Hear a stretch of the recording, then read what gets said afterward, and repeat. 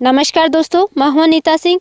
दोस्तों, जनवरी, फरवरी, मार्च इस समय किसान भाई ऐसी फसलें करते हैं, यानी सब्जी वर्गीय ऐसी फसलें करते हैं जिसमें मुनाफा अधिक होता है, या कुछ किसान भाई ऐसी फसलें करते हैं जिसमें मुनाफा कम हो लेकिन रिस्क भी कम होनी चाहिए, यानी रोगों का, कीटों का अटैक कम होना चाहिए, खर्चा भी कम होना चाहिए। अगर आप भी जनवरी, फरवरी, मार्च इस समय कोई भी मुनाफे वाली फसलें करना चाह रहे हैं तो ये वीडियो आपके लिए बहुत ज़्यादा इंपॉर्टेंट होने वाला है। बिना स्किप किए एंड तक जरूर बने रहे, क्योंकि दोस्तों कोई भी फसल बिजाई से पहले अगर जब आपको ये मालूम चल जाए कि जो भी आप फसल करने जा रहे हैं उसमें कौन से रोगों की संभावना ज़्यादा हो सकती है, कौन से कीटों का अटैक ज़्यादा हो सकता है, कितना उसमें खर्चा हो सकता है, कितना उसमें अच्छा मुनाफा मिलेगा या नहीं मिलेगा, वो संपूर्ण जानकारी आज की वीडियो में शेयर करने वाली हूँ। टॉप 10 फसलें आज की वीडियो में शेयर करूंगी जिनमें बहुत अच्छा मुनाफा देखने को मिलेगा, लेकिन साथ साथ में क्या रिस्क हो सकता है वो भी मैं आपके सामने शेयर करूंगी, तो एंड तक आप जरूर बने। तो सबसे पहले दोस्तों, इस समय की जो टॉप फसल है, अच्छे मुनाफे की फसल है और बहुत ज़्यादा रिस्क नहीं होता है, वो है दोस्तों तरबूज की खेती। लेकिन इसमें कुछ सावधानी आपको जरूर ध्यान रखनी चाहिए। वो क्या है दोस्तों? तरबूज की खेती में एक तो सबसे ज़्यादा 90% किसान भाई क्या करते हैं, आप देखिए, आइस बॉक्स वाले तरबूज की खेती करते हैं। जो 4 केजी, 5 केजी, 6 केजी वेट होता है वो नहीं करना, आपको डिफरेंट करना है। उसके प्राइस अच्छी देखने को मिलेगी। जैसे कि अभी तरबूज की फसल में येलो तरबूज की खेती आ रखी है, तो वो सीड आप चूज कर सकते हैं। सीड सिलेक्शन आपके एरिया वाइज आपको सिलेक्शन करना है कि आपके एरिया में कौन सा सीड ज़्यादा अच्छा काम करता है। वो आपके आसपास के शॉपकीपर से आप मालूम कर सकते हैं, या आसपास जो किसान भाई करते हैं इसकी खेती उनसे आप डिस्कस करते हैं। इस तरीके से दोस्तों आप तरबूज में भी थोड़ी सी डिफरेंट जाकर के आप खेती कीजिए, अच्छा प्राइस आपको मिलेगा। सावधानी क्या रखनी है? तरबूज में शुरुआती स्टेज से ही डंपिंग ऑफ की समस्या आती है, जड़ गलन की समस्या आती है, कोलर रोट की समस्या आती है, तना खराब हो जाता है, और एक जो डिजीज है उस जिसके बारे में किसान भाई को मालूम ही नहीं चलता है और बहुत ज़्यादा नुकसान हो जाता है। तरबूज की खेती करने जा रहे हैं तो ये सावधानी आप जरूर ध्यान रखें कि तरबूज में स्टेम बोरर की समस्या भी आती है शुरुआती स्टेज में ही। जब थोड़ा सा बड़ा हो जाता है, 5 से 6 लीफ आ जाती है, उसके बाद में ये समस्या आती है स्टेम बोरर की। एकदम से सूख जाता है तो किसानों को मालूम नहीं चलता कि ये डिजीज है कौन सी, और तने को लेंथ वाइज बिल्कुल आप लंबा काट करके देखेंगे तो अंदर इंसेक्ट दिखेगा, लट का प्रकोप दिखेगा, स्टेम बोरर की समस्या आती है तरबूज में। ये दोस्तों आपको मालूम है तो मुझे कमेंट करके जरूर बताना, इसका आप जरूर ध्यान रखें।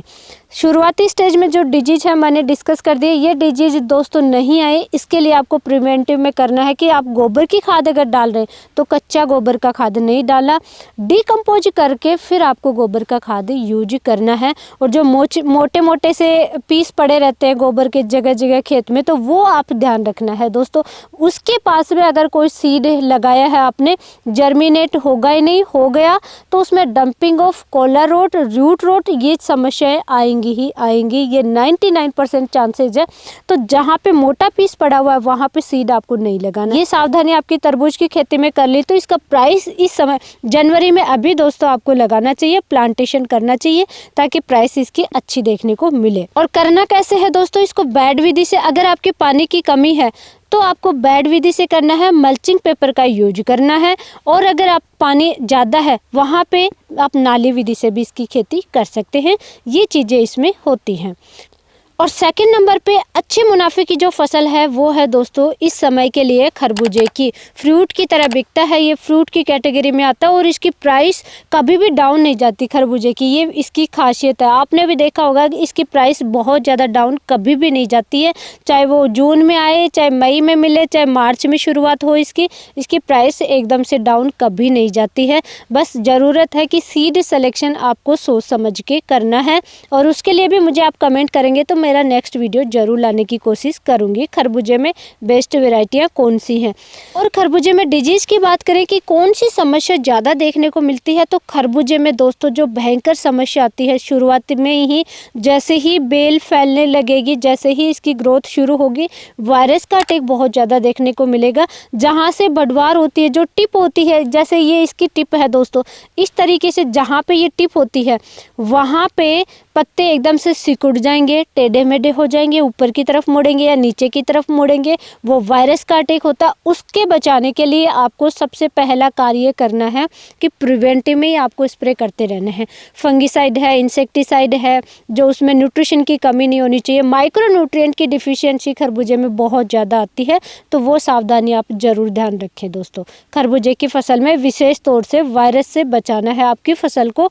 और ज़्यादा समस्या देखने को नहीं मिलती, सेम तरबूज की तरह ही इसकी फसल हो जाती है, बहुत ज़्यादा केयर की आवश्यकता नहीं होती है। लेकिन प्रिवेंटिव में आपको स्प्रे शेड्यूल अपनाएंगे तो कोई समस्या नहीं आएगी। प्रिवेंटिव में स्प्रे नहीं शेड्यूल अपनाया तो दोस्तों खरबूजे की फसल सबसे ज़्यादा रिस्की भी होती है। लेकिन अगर आपने खरबूजे की फसल प्रॉपर तरीके से की तो दोस्तों जो प्याज है, मिर्च है, टमाटर है, भिंडी, लौकी, तोरई, करेला, जो भी फसलें हैं, ये सब फसलें इसके सामने फेल है। इतना अच्छा मुनाफा इस फसल में मिलता है खरबूजे में। लेकिन सावधानी क्या है, प्रिवेंटिव में अगर आपको स्प्रे शेड्यूल अपनाना है और फर्टिलाइज़र यानी न्यूट्रिशन आपको समय समय पे अपनी क्रॉप में देते रहना है, वो डिफिशियंसी नहीं आनी चाहिए। लास्ट में जब हार्वेस्टिंग पे होती है क्रॉप तो फल फटने की समस्या ज़्यादा आती है, बोरोन की कमी आ जाती है, कैल्शियम की कमी आती है, तो वो भी आपको ध्यान रखना है। आगे मेरे डिटेल वीडियो इस पे आते रहेंगे। और खरबूजे तरबूज दोनों ही फसलों में दोस्तों अगर आपको प्रो ट्रे में नर्सरी तैयार करनी आती है तो ही आप इसकी नर्सरी तैयार करें, क्योंकि रिस्की होती है, अटैक ज़्यादा होता है, डंपिंग ऑफ की समस्या नर्सरी में ज़्यादा आती है। तो इसलिए अगर आपको नॉलेज है तो ही आप प्रो ट्रे में नर्सरी तैयार करें, नहीं तो डायरेक्ट आप प्लॉट में ही इसका सीड लगाएं। ये आप ज़रूर कार्य करना है। थर्ड नंबर पे जो सबसे अच्छी मुनाफे की फसल है थर्ड नंबर पे, वो है दोस्तों करेला। करेले की फसल ऐसी होती है कि साल भर इसकी डिमांड होती है, कभी भी प्राइस इसकी डाउन नहीं जाती है। इस समय सबसे मेन जो फ़ायदा है वो है दोस्तों कि इस समय आप लगाएंगे तो मचान की आवश्यकता नहीं होती, ऊपर बेल चढ़ाने की आवश्यकता नहीं होती, नीचे ही बेल को आप फैला सकते हैं और अच्छा प्रोडक्शन देखने को मिलेगा। तो ये इसका फ़ायदा है इस समय करेला की। और साल भर में आप करेला की कभी भी खेती कर सकते हैं दोस्तों, प्राइस कभी डाउन नहीं जाती है और साल भर इसकी काफ़ी डिमांड रहती है। नेक्स्ट जो बहुत ही अच्छी मुनाफे की फसल है, मिर्च की खेती करनी चाहिए। मिर्च में दोस्तों नुकसान क्या होता है, मिर्च में ये होता है कि एक तो इसमें वायरस का अटैक बहुत ज़्यादा होता है, थ्रिप्स वाइट फ्लाई का अटैक ज़्यादा होता है। थ्रिप्स को और वाइट फ्लाई को अगर आपने प्रिवेंटिव में ही कंट्रोल करके रखा है, अटैक ही नहीं होने दिया, तो मिर्च में बहुत अच्छा मुनाफा मिलेगा। लेकिन एक सावधानी रखनी है, आपके एरिया में ज़रूर देखना है, कहीं पे बहुत तीखी और पतली मिर्च चलती हैं, कहीं पे थोड़ी मोटाई वाली मिर्च चलती हैं। जैसे कि हमारे राजस्थान जयपुर एरिया है, वहाँ पे थोड़ी मीठी और अचार टाइप की जो मिर्च आती हैं वो ज़्यादा चलती हैं, और कहीं पर बहुत ही तीखी मिर्च और पतली वाली मिर्च का प्राइस ज़्यादा रहता है, वो आपको ज़रूर देखना है। और वायरस को कंट्रोल करना है, वायरस फैले नहीं इसके लिए आपको थ्रिप्स और वाइट फ्लाई को कंट्रोल करके रखना है। और एक काम अगर आप कर लेंगे, खर्चा भी नहीं है, बिल्कुल जीरो खर्चा है, कोई ज़्यादा खर्चा नहीं है दोस्तों, वो है जैसे ही इसकी बढ़वार शुरू हो गई, आपको लग रहा है कि नीचे से ब्रांच नहीं निकल रही है, फुटाव अच्छे से नहीं हो रहा है, तो उसी समय आपको क्या चलाना है, पुराने उपले का पानी प्लस आपको चलाना है सागरिका या बायोविटा में से जो भी मिल जाए, 500 ml के करीब 1 एकड़ के हिसाब से ये चलाना है और उपले का पानी चलाना है। दोस्तों मैजिक की तरह कार्य करता है। किसी भी फसल में फुटाव अच्छा चाहिए, बढ़वार अच्छा चाहिए, और मिर्च में जो नए किसान भाई हैं, पहली बार मिर्च की खेती करते हैं, उनको ये समस्या देखने को मिलती है, इसलिए मैं यहाँ पे डिस्कस कर रही हूँ। ये पानी आप चला दीजिएगा 2 बार, बहुत अच्छा रिजल्ट देखने को मिल जाएगा। और 5th नंबर पे जो क्रॉप है, अच्छा मुनाफा कमाना है, लेकिन बहुत ज़्यादा दोस्तों आपको लग रहा है कि नहीं बहुत ज़्यादा जैसे इंसेक्ट का अटैक है, रोगों का अटैक है, वो आप केयर नहीं कर सकते, तो बेस्ट है आप टिंडे की खेती कीजिए, चप्पन टिंडे की खेती कीजिए। और 6 नंबर पे है दोस्तों टमाटर की खेती। टमाटर थोड़ा सा रिस्की होता है, इसलिए कि इसकी प्राइस कभी तो बहुत ज़्यादा डाउन चली जाती हैं या इसकी बहुत ज़्यादा हाई जाती हैं। जैसे कि हमने लास्ट ईयर बारिश के समय देखा कि बहुत ज़्यादा हाई प्राइस चली गई थी और उससे पहले प्राइस बहुत ज़्यादा डाउन थी। कई बार ऐसा हो जाता है कि किसान भाइयों को रोड पे फेंकना पड़ जाता है, और कई बार इसकी प्राइस 100 रुपये 150 रुपये पर केजी के हिसाब से भी चली जाती है। तो ये थोड़ी रिस्की है, लेकिन अगर आपको ज़रूर करनी चाहिए। आप सब्जियों की खेती कर रहे हैं तो दोस्तों इतना रिस्क तो आपको लेना ही पड़ेगा। प्राइस अच्छी मिल जाएगी इस समय गर्मियों में, क्योंकि इसकी डिमांड रहती है, सलाद में भी अच्छा चलता है, शादियों का सीज़न रहेगा तो अच्छी प्राइस इसकी मिलने की उम्मीद रहती है। तो टमाटर की खेती भी आपको ज़रूर करनी है। और 7 नंबर पे दोस्तों जो बहुत ही अच्छी है फसल है खीरे की फसल। अगर आपको एक्सपीरियंस है, सब्जियों की खेती आप करते हैं, तो खीरे की फसल इस समय की आपको ज़रूर करनी चाहिए। सबसे पहला फ़ायदा कि खीरे को जैसे बेल वही सेम करेले की तरह हमें ऊपर चढ़ानी होती है, लेकिन इस समय जो खीरा आप करेंगे उसकी बेल आप नीचे ही फैला सकते हैं। ये एक तो फ़ायदा हो जाता है, हमारा मेहनत बच जाती है, समय बच जाता है, और सेकंड कि रोगों का अटैक कम देखने को मिलता है। इस समय आप वैसे तो किसी भी मौसम में खीरे में भी दोस्तों जैसे ही सेम खरबूजे में वायरस का अटैक होता है, वैसे ही खीरे में भी वायरस का अटैक होता है। जैसे ही बढवार का समय आएगा, इसमें ऊपर के जो पत्ते हैं वो ऊपर या नीचे की तरफ मुड़ जाएंगे, तो उस समय आप थ्रिप्स और वाइट फ्लाई को कंट्रोल करके रखना है खीरे में भी दोस्तों। और एक लास्ट ईयर हमने देखा है कि खीरे में मैग्नीशियम की कमी बहुत ज़्यादा आ रही है। लास्ट ईयर जो भी किसान भाई किए हैं या अभी जैसे हार्वेस्ट कर रहे हैं, उनमें मैग्नीशियम की कमी खीरे में बहुत ज़्यादा देखने को मिलती है। कोई भी न्यूट्रिशन की कमी आ रही है तो दोस्तों आप ज़रूर उस चीज़ को संभाल के रखिए, अदरवाइज इसमें मुनाफा अच्छा है, अच्छी फसल है। बस 2-3 चीज़ों का ही आपको ध्यान रखना होता है। नेक्स्ट फसल है दोस्तों प्याज की खेती।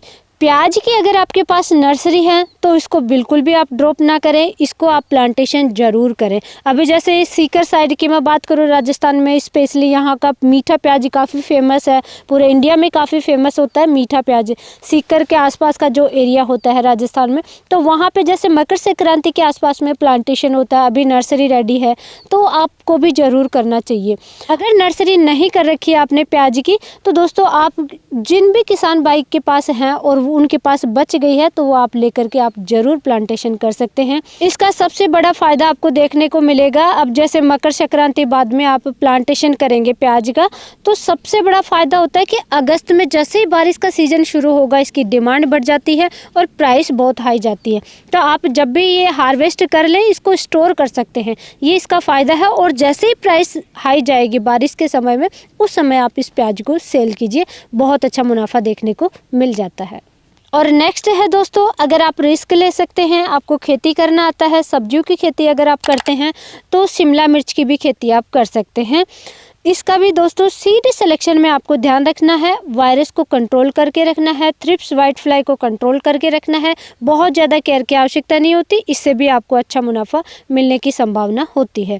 और अगर आपको बिल्कुल ही केयर नहीं करना, कि नहीं कोई इंसेक्ट वगैरह का हमें मालूम नहीं चलता, हमें कोई ज़्यादा खर्चा भी नहीं करना है, तो दोस्तों बेस्ट होती है फिर लौकी की सब्जी। लौकी की खेती आप कीजिए। लौकी में प्राइस बहुत ज़्यादा डाउन तो नहीं जाता, लेकिन इसकी प्राइस बहुत ज़्यादा हाई भी नहीं मिलती है, बट इसमें दोस्तों वज़न अच्छा बैठ जाता है लौकी में, और प्रोडक्शन बहुत अच्छा बैठ जाएगा। अगर प्रोडक्शन अच्छा होगा तो थोड़ी सी प्राइस कम भी रहेगी, तब भी आप अच्छा मुनाफा कमा जाएंगे। तो आप कम रिस्क लेना चाह रहे हैं तो लौकी की खेती बेस्ट है। और वही सेम कि आपको खर्चा कम करना है, रिस्क कम लेनी है, तो आप कर सकते हैं दोस्तों कद्दू की खेती। कद्दू में क्या फ़ायदा देखने को मिल जाता है कि अगर प्राइस कम है, छोटी साइज़ है, तब आप हार्वेस्ट मत कीजिए। जब भी प्राइस आपको अच्छी मिले उस समय आप हार्वेस्ट कर लीजिए, ये इसमें फ़ायदा देखने को मिल जाता है। तो आप कद्दू की खेती भी आप ज़रूर कीजिए अगर आपको मुनाफा कमाना है। और सेम 3rd नंबर पे दोस्तों, अगर आपको खर्चा कम करना है वही की और प्राइस अच्छी चाहिए, तो आप कर सकते हैं दोस्तों तोरई की खेती। तोरई या गिलकी वो दोनों सेम ही आती हैं। तोरई जो देसी तोरई हम कहते हैं उसकी भी आप खेती कर सकते हैं, या गिलकी की भी कर सकते हैं, या दोनों की भी कर सकते हैं, तो इनकी भी आप खेती कर सकते हैं। इस तरीके से दोस्तों मैंने ये जो फसलें बताई हैं, जो सबसे ज़्यादा मुनाफे वाली हैं वो टॉप पे हैं। आपको कम रिस्क लेनी है तो आप नीचे वाली जैसे कि लौकी, तोरई है, टिंडे हैं, इनकी खेती कीजिए। आप बैंगन की भी कर सकते हैं, लेकिन बैंगन में समस्या बहुत ज़्यादा आती है। अगर आपको एक्सपीरियंस है तो ही आप कीजिए। उसमें भी प्राइस तो बहुत ज़्यादा नहीं मिलेगी, लेकिन प्रोडक्शन बहुत ज़्यादा मिल जाता है। रिस्क वही सेम होता है दोस्तों कि उसमें भी वायरस का संभावना होती है, वायरस का अटैक हो जाता है, पत्ते ऊपर की तरफ मुड़ जाते हैं, नीचे की तरफ मुड़ जाते हैं, सिकुड़ जाते हैं, तो वो समस्या आ जाती है। इसके लिए आपको इंसेक्ट को कंट्रोल करके रखना है। और शूट बोरर, फ्रूट बोरर की समस्या बहुत ज़्यादा आती है। बैंगन में आपने देखा होगा कि अंदर लट का अटैक हो जाता है, तो वो आपको संभाल के रखना है। उसके लिए आपको प्रिवेंटिव में ही सिस्टमिक इंसेक्टिसाइड या इंसेक्टिसाइड का आपको स्प्रे करता रहना है, ताकि वो अटैक ही आपकी क्रॉप में देखने को ना मिले। और भी कोई क्वेरी है, किस टाइप की आप खेती करते हैं या करना चाह रहे हैं या कर रहे हैं, तो मुझे कमेंट करके आप ज़रूर बताएं। उसी तरीके के आगे के डिटेल वीडियो हमारे आते रहेंगे। आज की जानकारी अच्छी लगे वीडियो को लाइक करें, चैनल को सब्सक्राइब करें और ज़्यादा से ज़्यादा शेयर ज़रूर करें। धन्यवाद।